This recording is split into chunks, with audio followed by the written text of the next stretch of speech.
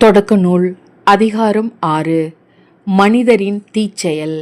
மண்ணில் மனிதர் பெருகத் தொடங்கி அவர்களுக்கு புதல்வியர் பிறந்தபொழுது மனிதரின் புதல்வியர் அழகாக இருப்பதை தெய்வ புதல்வர் கண்டு தாங்கள் தேர்ந்து கொண்டவர்களையெல்லாம் மனைவியர் ஆக்கிக் கொண்டனர். அப்பொழுது ஆண்டவர், என் ஆவி தவறு இழைக்கும் மனிதனில் என்றென்றும் தங்கப் போவதில்லை.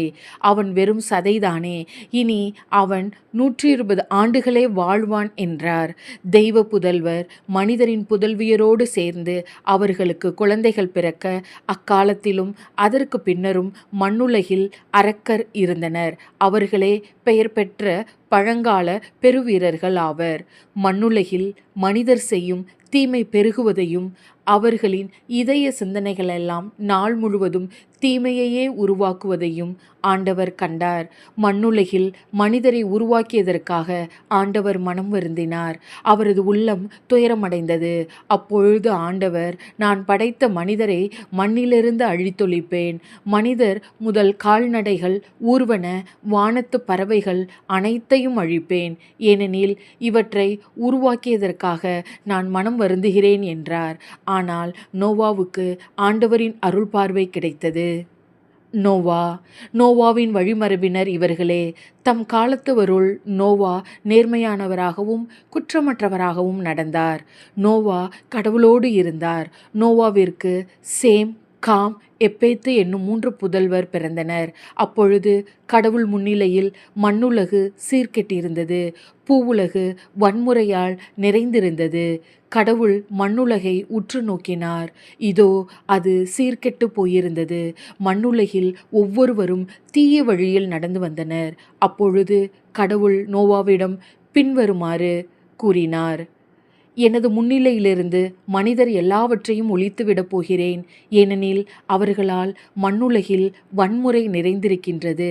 அப்பொழுது நான் அவர்களை மண்ணுலகோடு அழிக்கப் போகிறேன்.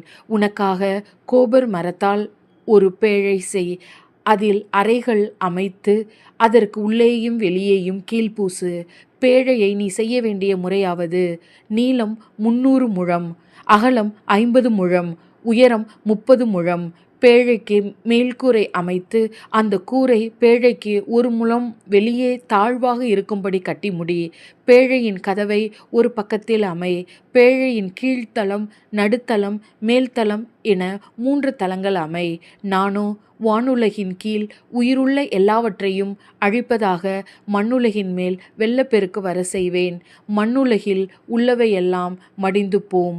உன்னுடனோ என் உடன்படிக்கையை நிலைநாட்டுவேன். உன் புதல்வர், உன் மனைவி, உன் புதல்வரின் மனைவியர் ஆகியோருடன் நீ பேழைக்குள் செல். உன்னுடன் உயிர் பிழைத்து கொள்ளுமாறு சதையுள்ள எல்லா உயிரினங்களிலிருந்தும் வகைக்கு 2 பேழைக்குள் கொண்டு வா. அவை ஆணும் பெண்ணுமாக இருக்கட்டும்.